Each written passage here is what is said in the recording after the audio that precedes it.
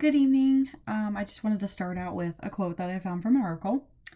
An informed consent process can be termed as complete, valid, and meaningful if all four criteria of information disclosure, competence, and comprehension.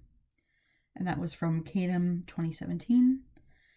So I looked at the Virginia, I'm in Virginia, so the Virginia rules and regulations, as well as the ACA Code of Ethics. And then I found a sample consent form from Virginia, actually my hometown, which is Virginia Beach. So some similarities, I'll probably name a couple, and then some differences. So this is a counseling center, and the lady who put it out, she wrote, she talks about confidentiality. She says, I regard the information you share with me with the greatest respect. So I want us to be as clear as possible about how it will be handled. So right out in the bat, she says that she wants to maintain the confidentiality policies. So then, yeah. Says, I generally will tell no one what you tell me without your written consent unless you are under age 18. If you are under age 18, we'll discuss the legal rights of your parents, guardians, have to your records. So a similarity there would be for like the ACA Code of Ethics. It definitely talks about giving the parents the legal rights to the records if, you're under 18.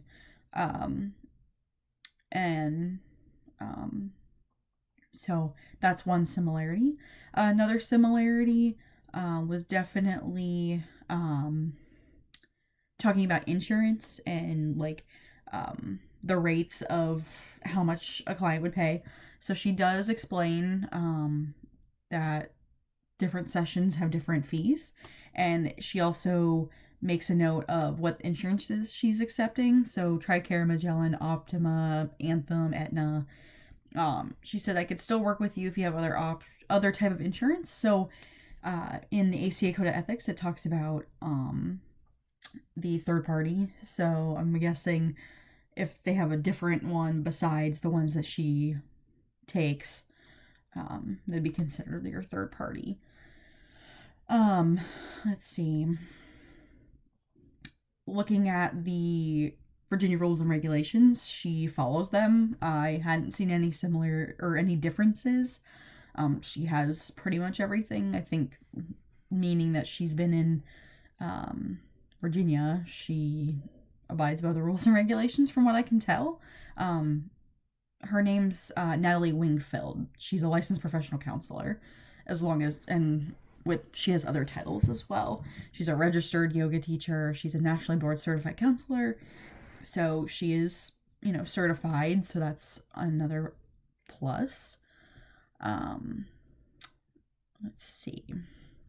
But yeah, I didn't see any differences between the Virginia rules and regulations. She does talk about the dual relationships and making note of that and explaining it. She has the cancellation policies. Right off the bat, she pretty much follows the rules and regulations of Virginia.